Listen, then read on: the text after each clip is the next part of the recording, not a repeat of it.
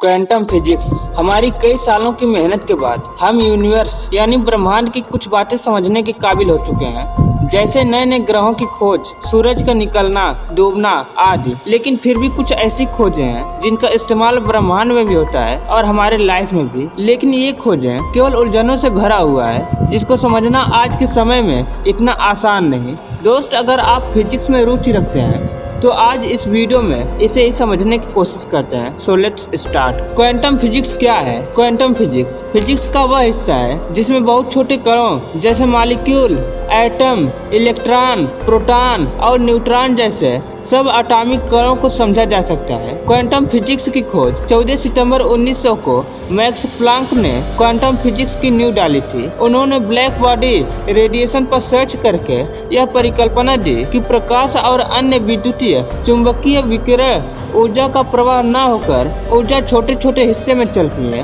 Quantum physics को स्थापित करने के लिए प्लांक को नोबेल प्राइज दिया गया। इसी परिकल्पना को समझकर आइंस्टाइन ने प्रकाश विद्युत प्रभाव को समझा था।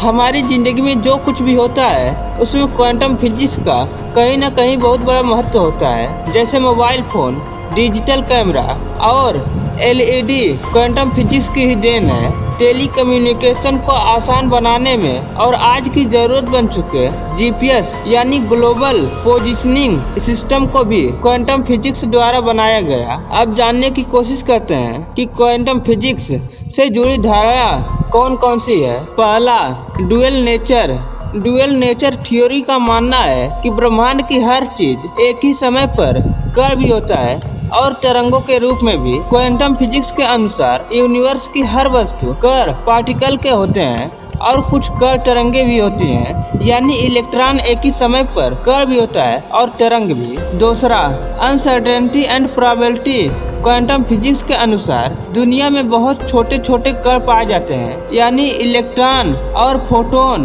और इस क्वांटम की दुनिया में किसी भी घटना के होने की संभावना 100% नहीं होती, यानी कभी भी कोई भी घटना हो सकती है।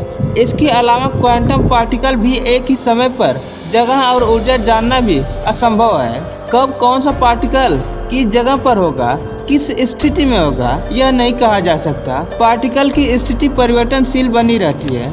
तीसरा, क्वांटम एंटेंगलमेंट। पार्टिकल ऐसे ही पार्टिकल होते हैं जिनके गुण आपस में उलझे हुए रहते हैं। ऐसे में जब किसी एक के ऊपर कोई क्रिया की जाती है तो दूसरे एंटेंगल्ड पार्टिकल्स पर उसका प्रभाव पड़ता है। पार्टिकल्स के बीच दूरी बना देने के बाद भी यह प्रभाव बना रहता है।